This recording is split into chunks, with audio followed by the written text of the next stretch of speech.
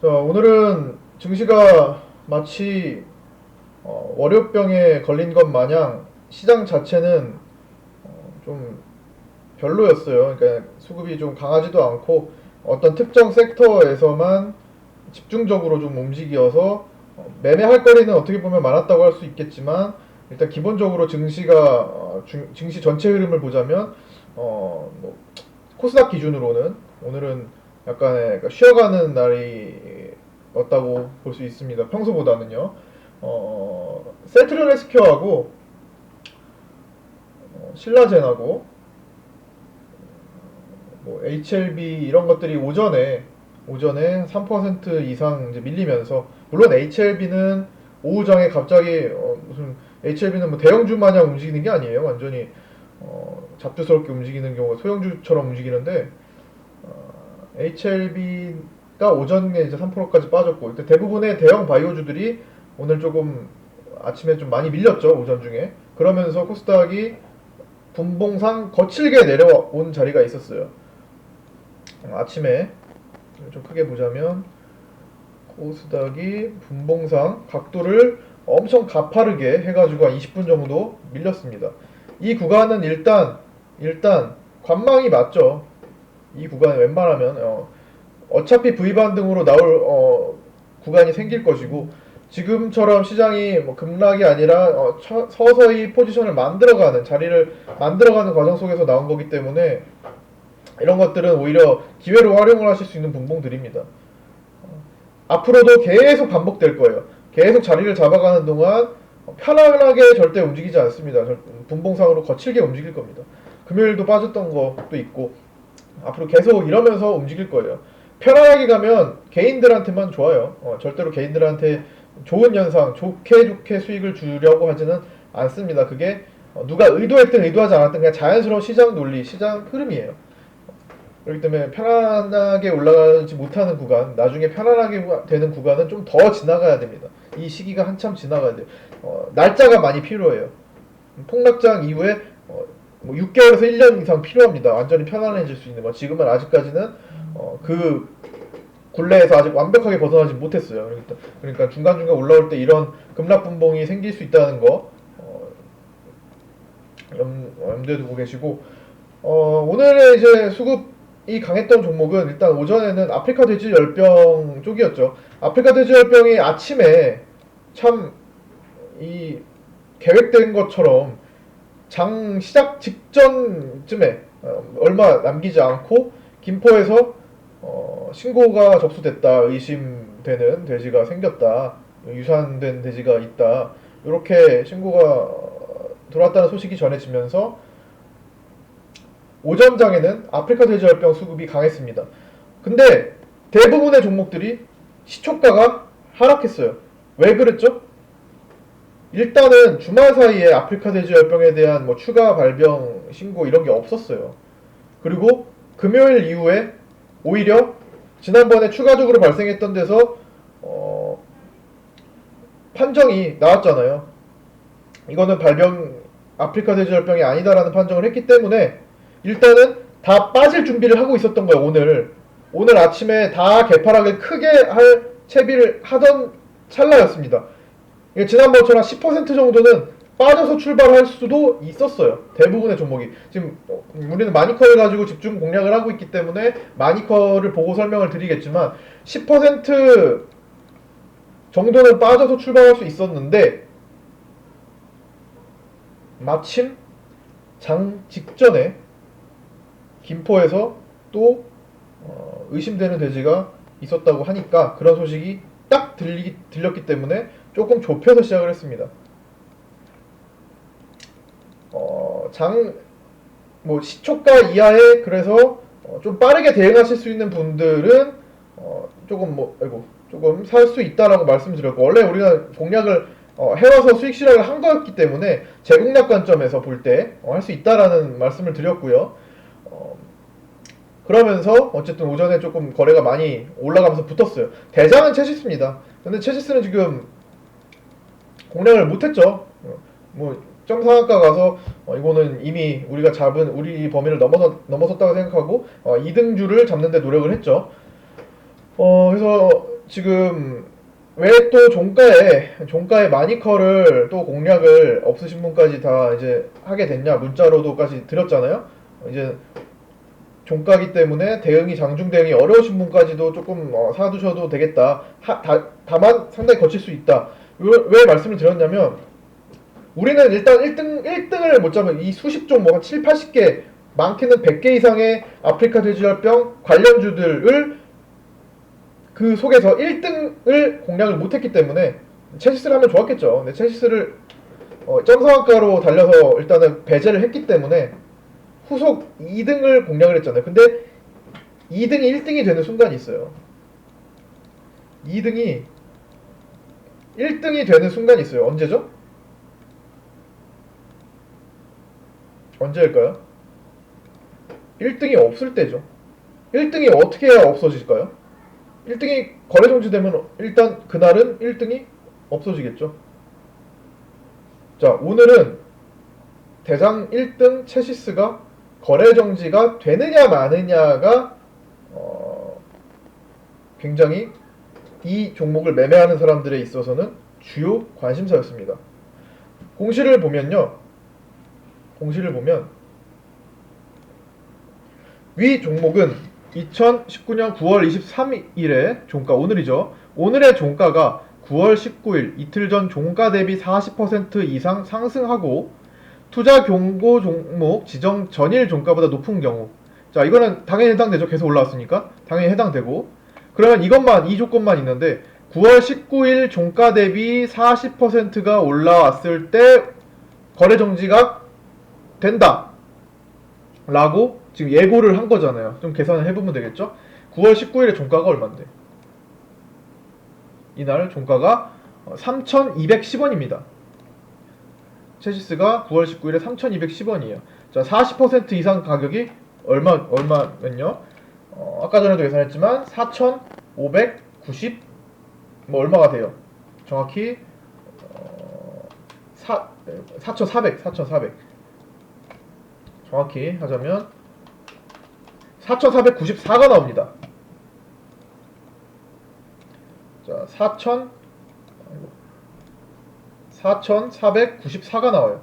자, 이거를 이제 5단위로 바꿔주면 9월 19일 종가보다 40% 올라왔을 때 종가가 4,495원이네요.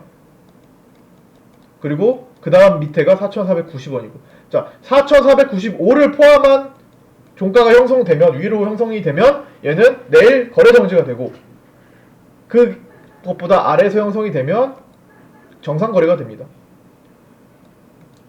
오늘 체시스를 만지는 누군가, 여러 투자 주체가 있을 거 아니에요. 기관이든 외국인이든 개인이든 굵직굵직한 데서 들어왔기 때문에, 그리고 기존에 갖고 있었기 때문에 이런 거친 상승이 나올 수 있었던 거고, 점상이 나올 수 있었던 거고, 그럼 이 사람들끼리 싸웁니다. 오늘 중요한 날이야. 체시스 입장에서는 중요한 날이에요. 체시스를 매매를 하고 계신 분들은 당연히 알고 매매를 하고 있었던 겁니다. 대부분은. 그게 정상이라는 거예요. 오늘은 4490, 4495냐, 종가가 4495냐, 4490이냐 싸움으로 엄청 치열할 수밖에 없었고, 오늘을 쭉 올라가더라도 그 구간으로 다시 와서 싸울 수밖에 없는 날이었어요. 자, 그래서 아프리카 돼지열병 이슈가 바뀐 것은 없는데 체시스 대장이 급등을 했다가 다시 내려오면서 4,490원 라인에서 치열하게 싸우러 왔던 겁니다. 근데 그걸 왜 이렇게 내려올까라고 모르는 사람들은 그냥 여기서 겁을 굉장히 냈을 수 있는 거죠. 이 종목 때문에 다른 종목도 같이 떨어졌거든요. 2등, 3등주들이 떨어졌거든요. 급락했거든요. 어쨌든 4490, 4500 요 사이를 놔두고 막판에 굉장히 많이 싸웠습니다. 거래 정지 되면 안 된다 힘과 그래도 거래 정지를 시키고 가자의 힘이 치열하게 싸운 약 10분간의 시간이 있었어요. 거기까지는 밀린다는 거예요. 제가 말씀드렸던. 거기까지는 밀리러 간다. 어차피 싸우는 구간까지는 밀릴 거니까 체시스를 요 구간에서 들어가는 것은 안 된다. 하지도 않겠지만 혹시나 관심 있어서 본다면 체시스는 요 구간에서 매수하는 게 아니야. 어차피 여기까지 떨어질 테니까. 그래서 어쨌든 그 구간에서 치열하게 싸웠습니다. 그렇죠? 매매 거래 정지가 거래 정지 되고 가자라고 좀 힘을 쓰는 입장에서는 하루 쉬는 데에 대한 의의를 두는 거죠. 내일 아프리카 돼지열병이 하루 정도 쉴 수 있고 차라리 그러면 정지가 났다. 어차피 빠질 수 있는 상황을 피하자. 정지가 났다. 라고 보는 입장이고 정지가 되고 단일가로 들어가니까 단일가로 매매를 하는 게 낫다. 라고 보는 입장입니다. 그 다음에 정지가 되지 말자라는 힘은 매도를 했겠죠. 가진 종목을 쏟아내면서 매도를 하려고 했겠죠. 4490 밑으로 가려고. 그거는 아프리카 돼지열병 내일도 거칠게 움직일 수 있다. 하루도 쉬기 싫다라는 관점인 겁니다. 거래 정지 안 먹고 그냥 내일도 한 급등해서 5,000원 또 보고 두 힘이 싸우다가 결국은 거래 정지를 원하는 쪽이 뭐 이겼다라고 볼 수 있습니다. 물론 그게 다가 아니에요. 여기서 그냥 전국적으로 많은 투자자들이 그냥 뭐 치열하게 싸운 결과가 나온 거지만 어느 정도 그 라인에서 의도를 한 사람들이 있습니다. 그렇기 때문에 여기까지 마지막에 밀린 거예요. 아무 이유 없이. 다른 아프리카 돼지열병에 대한 다른 이슈 없이 밀려버린 겁니다. 거기서 치열하게 싸운 거고 거래가 거기서 많이 발생했거든요. 근데 얘를 지금 가지고 뭐를 얘기하려고 하는 거냐. 그러면 지금 목표가 1등주가 멈췄을 때 1등주가 정지가 됐을 때 그 부재를 2등주가 1등으로 차지할 수 있는 종목이 뭔지 2등주 라인은 여러 개가 있어요. 대체 어떤 종목이 체시스의 부재를 체시스의 힘을 이어받을 수 있을 것인지 체시스가 정지된 날을 찾자라는데 주요 오늘 관전 포인트였습니다. 2등주 라인은 2등주 후보들은 굉장히 많은 종목들이 있어요. 뭐가 있죠? 점상을 갔던 종목들만 생각을 해보면 이글벳 물론 다 비슷하게 움직입니다. 어느 정도는 굴곡은 있어요. 우진비엔지 마니커 그쵸? 있죠. 신라이스즈는 거래가 사실 적게 시총이 작은 상태에서 올랐기 때문에 번외로 치고요. 마니커 그 다음에 점상을 갔던 종목 또 하나가 뭐가 있죠? 체시스하고 이글벳, 우진비엔지, 마니커 하나 더 있었는데 그게 저거 백광소재 이렇게 5종목이 점상을 갔잖아요. 처음 점상 체시스까지. 자, 체시스가 대장으로 원래는 근데 이글벳이 훨씬 더 세게 첫 상한가가 들어갔어요. 점상이. 그래서 이글벳이 이 섹터의 전체 대장이구나 라고 생각을 처음에 했었는데 체시스가 완전히 독주를 했죠. 왜일까요? 이거는 다 자금의 논리예요. 이글벳은 점상을 한두 번 정도 보일 수 있는 자금은 충분했지만 그 다음에 후속으로 힘을 붙이는 데는 자금이 좀 역부족이었던 겁니다. 체시스는 기존에 너무나 주주들을 고통스럽게 했던 구간이 많아요. 그때 이미 다 그게 다 인기가 드러나는 거예요. 매집도 충분히 됐고 힘을 가지고 돈도 많이 가지고 있는 쪽이 들어온 거고 어쨌든 체시스가 대장을 차지하고 이글벳이 좀 밀렸습니다. 자, 다시 한번 보자면요. 그래서 이 많은 종목들 중에서 그리고 이 이외에도 많잖아요. 이외에도 그 다음 좀 깨끗한 데다 쓰고 싶은데 이외에도 메모장을 키고 쓸까요? 잠깐만요. 메모장을 넣고 가자. 자, 이외에도 마니커 FNG도 있을 것이고 마니커 FNG는 안 된다고 말씀드렸죠. 마니커 FNG 그 다음에 호가를 보셔야 된다고. 그 다음에 제일바이오도 있을 것이고 하림 제일바이오 이런 것도 안 돼요. 중앙백신 이런 것들 다 안 됩니다. 호가 우리가 단체전을 하는 거기 때문에 단체전을 할 수 있는 종목이어야 돼요. 이런 것들 치고 빠질 수 있어야 되기 때문에. 그 다음에 하여튼 많이 있어요. 종목들이 한 수십 개 됩니다. 제가 등록해 놓은 것만 70개가 넘어요. 관련주들. 여기까지 일단 끊고 본 다음에 자 여기서 그러면 진짜 백이 체시스의 부재를 이어받을 수 있는 체시스의 그 아성을 이어받을 수 있는 종목이 뭘까 라고 오늘 집중을 했다면 저는 마니커와 백광소재를 항상 말씀드립니다. 계속 얼마 전에도 계속 마니커 백광소재를 공략을 했지만 그 이유는 오늘도 드러났어요.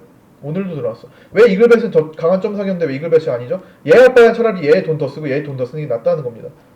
자, 오늘 이 과정을 저만 알까요? 아니에요. 이거 주식을 가지고 이렇게 돈을 써서 끌어올리는 누군가가 있다면 이 정도 생각은 다 합니다. 그러니까 그런 사람들을 포함을 해서 다 팀을 구성해서 하기도 해요. 매집을 천천히 해요. 매집을 천천히 합니다. 매집을 잔뜩 해요. 그래서 재료가 있을 때 재료를 빌미로 밀어줍니다. 엉덩이를 밀어줘요. 그럼 누군가 이거 아프리카 돼지열병 어쩌지 하면서 이슈가 붙으면서 막 급등이 나오면서 사람들이 막 자금이 몰립니다. 자, 매집을 조용히 했던 측은 여기서 분할 매도를 하면서 자전거래도 하겠죠. 이거 했고 이런 거 하고 여기서도 또 마찬가지로 하는 쪽에서는, 돈을 그렇게 쓴 쪽에서는 다 이 정도 해석을 할 수 있는 사람을 끼고 하거나 이 정도 해석을 할 수 있는 사람이 직접 합니다. 그들도 똑똑하게 이 정도 해석은 다 한다는 거예요. 즉 뭐예요? 체시스가 정지가 걸리면 대장으로 치고 가야겠다라는 생각을 하고 또 그걸 노려서 돈도 들어옵니다. 즉 마지막 분봉에 답이 나와 있어요. 마지막 분봉에 체시스가 열심히 4,490원, 95원을 기준으로 열심히 정지냐 정지가 아니냐를 싸우고 있을 때 마지막에 방향을 정지되는 방향으로 틀어버렸단 말이에요. 종가는 4,580원, 100원 정도가 올라오는 사이에 순간적으로 직전에 분봉상 매수가 들어온 종목을 포착을 해야 돼. 순간적으로. 이건 뭐예요? 체시스가 정지가 되는 것으로 보고 베팅이 들어오는 거거든요. 그게 바로 마니커에서 분봉이 거칠게 살았고 10만 주 단위로 굵직하게 들어왔고, 종가에 그 호가 보셨으면 아실 겁니다. 우리 장중방송에서 호가를 우리는 관측하고 있었고, 마니커와 백광소재만 분봉을 마지막에 살아 올렸고요. 또 제가 즐겨보는 이 수식 라인 백광소재도 공포스럽게 만들면서 이 부분을 찍고 턴했고, 막판에 체시스 정지구나 배팅 들어왔고, 그 다음에 마니커 또한 딱 그 라인이죠. 자, 요 라인에 찍고 돌렸고 막판에 수급이 들어왔습니다. 왜? 체시스가 정지가 될 거라고 보고, 체시스가 없는 동안 1등 하고 싶은 종목들이라는 거예요. 자, 다른 건 어떤가요? 우진 BNG 약하죠. 물론 들어오긴 해요. 조금은 들어와요. 그러나 그 힘이, 투자금이 약하다는 겁니다. 베팅한 사람들의 힘이 약해요. 그쵸? 뚜렷하게 차이가 나잖아요. 이글벳 약하죠. 종가로 들어왔네. 얘는 오히려 이글벳이 그래도 그나마 원래 점상을 보냈던 종목이니까 그래도 이글벳이라는 겁니다. 그나마 다음으로 볼 때는 종가에 들어왔죠. 뒤늦게라도 베팅이 들어왔잖아요. 뒤늦게. 괜히 종가가 들어오는 게 아니고, 그렇죠? 이글벳. 그 다음에 하림. 조금 얘도 종가 들어왔는데 하림도 강한 편에 속한다는 거예요. 적어도 마니커 백강소재 그 다음 라인은 다 들어온다는 겁니다. 그 다음에 좀 힘 안 들어온 거 한번 볼까요? 마니커 FNG 약하죠. 종가가 오히려 떨어졌나요? 떨어졌죠. 종가 가지고 올려도 시원찮을 판에 종가를 떨어뜨렸어요. 안 된다는 겁니다. 진바이오텍 종가 조금 올렸네. 그래도 좀 약하죠. 다 이런 것도 살펴보시면 하나하나 다 살펴보세요. 그러면은 그 느낌을 자꾸만 아실 거예요. 자, 종가라도 끌어올린 건 그나마 이 종목을 누군가는 그런 식으로 투자를 하고 있다는 겁니다. 매매를 하고 있다는 거예요. 종가라도 끌어올린 거. 실시간으로는 못했지만, 얘는 실시간으로는 부족했죠. 실시간은 부족했지만 종가라도 끌어올린 거. 그런데 진짜 중요한 거는 막판에 그 움직임을 보고 동시에 들어온 겁니다. 그래서 마니커와 백강소재 중에서 모든 거래를 다 잡아먹으면서 갈 수 있는 굵직한 마니커가 가장 적합하다고 본 겁니다. 백강소재도 괜찮아요. 자, 오늘은 요 종목을 이렇게 설명을 드렸고, 그래서 종가에 한번 우리는 먹었지만 마니커를 지난번에 급락하는 데 가지고 베팅 해가지고 먹고 나왔지만, 급등분봉에서 여기서 이 구간을 먹고 나왔지만 한 번 더 조금은 비중을 크게 가지 마시고 한 번 더 공략을 해볼 수 있다라고 판단을 했고, 그 판단의 근거는 지금까지 설명을 드린 겁니다. 그 다음에 수급은 개인들이 오늘 코스닥에서 800억대 팔았지만 오늘 샀지만 그리 개인들이 많이 산다고 해서 나쁘게 볼 거 없다고 말씀드렸죠. 지금까지 시장 좀 정돈되는 구간에서. 그 다음에 바이오주들이 오늘 대형주들이 좀 떨어졌어요. 반면에 코스피 쪽으로 자금이 쏠렸습니다. 코스피는 어떤 종목이요? 기아차. 기아차와 현대차가 오늘 현대기아차가 코스피를 주도를 했습니다. 자금은 기아차 쪽에 많이 쏠렸고 현대차하고 기아차가 돌파가 나왔어요. 최근에 삼성전자와 SK하이닉스가 특히 삼성전자가 52주 신고가를 내면서 돌파를 했잖아요. 그 다음에 이어서 기아차가 마찬가지로 52주 신고가를 내면서 돌파를 했어요. 여기에 굵직한 자금들이 좀 다 이동을 하면서 사실상 코스닥에 더 자금이 좀 빠진 거죠. 셀트리온 헬스케어나 뭐 다른 바이오주들이 오늘 대체적으로 많이 빠졌고 중형주 밑으로도 마찬가지고요. 어쨌든 자금은 그날 집행할 수 있는 자금이 한정적이기 때문에 기아차, 현대차 쪽에 쏠리는 이런 날에는 바이오 쪽에서 일부 빠져서 옮겨올 수 있습니다. 그게 운용하는 대형 운용 자금을 그런 식으로 이동을 한다는 거예요. 그럼 내일 또 자금을 집행할 수 있는 것들이 좀 생깁니다. 그러면 기아차가 굳이 안 빠져도 셀트리온 헬스케어 같은 게 관리가 될 수 있는 물량 자금이 있다는 거예요. 계획적으로 그렇게 운용을 한다 생각을 하시고요. 그래서 굵직굵직하게 매매하시는 분들은 요즘 같은 경우는 코스피 대형주에 관심이 굉장히 많으실 겁니다. 기아차, 현대차 뭐 10억씩 투자하시는 분들 여기다가 한 1억씩 넣어놓고 한 스윙으로 몇 달간 5만원 목표로 10% 정도 목표로 보면서 하는 배당도 받고 이런 매매들을 대형 자금 굴리시는 분들은 많이 하고 관심 있어 하실 거예요. 그러나 그 이하의 중소형 자금을 가지고 5억 이하의 자금을 가지고 운영하시는 분들은 이런 대형주 하지 마세요. 중형주로도 충분합니다. 3, 4억 이하의 2, 3억 이하의 하여튼 그거는 각자 어느 정도 내가 큰 돈을 굴린다, 작은 돈 굴린다 라는 거는 어느 정도 알고 계시잖아요. 그 정도 큰 손이 아니시라면 이런 대형주보다는 안정적이면서도 지금과 같은 시장에서 안정적이면서도 중성주에서 할 수 있는 거 굉장히 많습니다. 그런 끼 있는 종목에서 하시는 게 효율적이라고 생각합니다.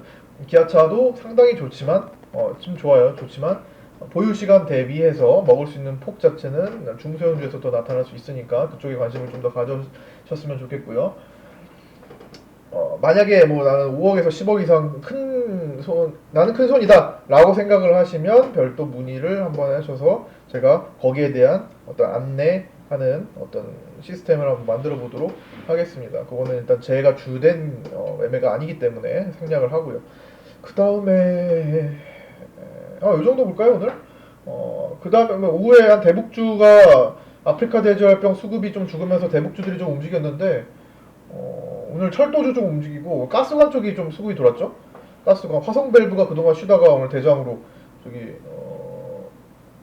거래 없는 거고 뭐야 하이스틸하고 하이스틸 화성밸브가 오늘 대장으로 치고 달렸고 나머지 뭐 대동스틸이나 뭐 다른 후속주들도 좀 따라오다가 말고 철도로 다시 이동했어요. 부산산업, 서암기계공업, 대하티아이, 유신, 에코마이스터 이런 쪽으로 다시 이동했습니다. 즉 지금 계속 대북주들은 새로운 파동을 만들려고 노력을 한다는 겁니다. 기본적으로 개성공단 땅 이슈에 있는 요쪽 종목들이 계속 움직이면서 철도가 움직였고 얼마 전에 사료 비료 쪽이 움직였고요. 오늘 가스관 쪽이 움직였습니다. 아직 안 움직인 쪽이 있죠. 건설토목, 아스팔트, 시멘트 이쪽이 아직 덜 움직였고 안 움직였어요. 그 다음에 중간에 주파수 관련된 거는 5G 쪽으로 미리 움직여서 사실 지금은 별도고요. 그 다음에 광물 자원 쪽은 섹터는 히토류가 움직일 때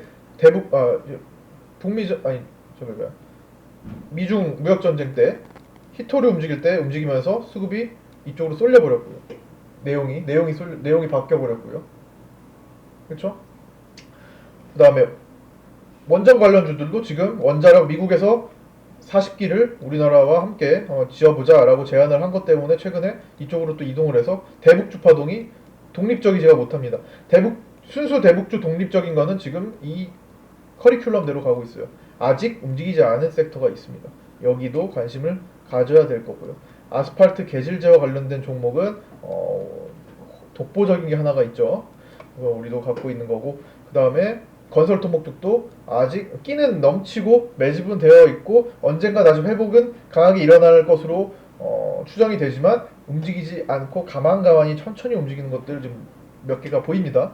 그런 것들을 공략을 해 두시면 가스관이나 비료나 철도처럼 어느 순간에 갑자기 튀어오르는 모습도 보실 수 있을 겁니다. 일단은 내일 정상 이번 내일 이후로 계속 북한 이제 지난번에 그 미국에서 그 누구야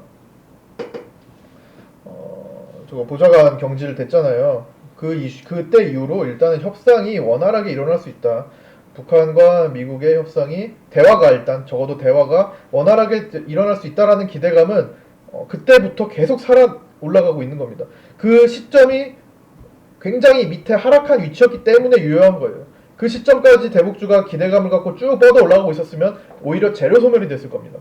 그런데 그러지 않고 반대의 움직임을 보여서 저점 라인에서 그런 내용이 터졌기 때문에 앞으로 한동안은 올라가서 충분히 급등 구간, 저 높은 구간을 형성하기 전까지는 지속화될 겁니다.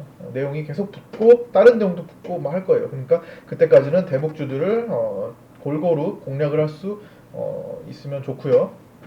아직 안 올라간 거에서 미리 붙들고 있는 편이 직장인 기준에서 더 편안할 겁니다. 어차피 기다리다가 어느 순간에 올라가면 기쁘잖아요. 그때 매도하면 되죠. 어쨌든 장중 매매와 그런 직장인 매매, 장중 단타 매매와 직장인 매매는 어느 정도 구별을 좀 해주시면서 가시고요. 자, 오늘 여기까지 마치도록 하겠습니다. 오늘은 일단 마니커와 첼시스 그런 움직임들에 집중해서 설명을 드렸고요. 매수 사유에 대해서 다시 한번 점검을 했습니다. 오늘 여기까지 마치도록 하겠고요. 내일 뵙도록 하겠습니다. 수고하셨습니다.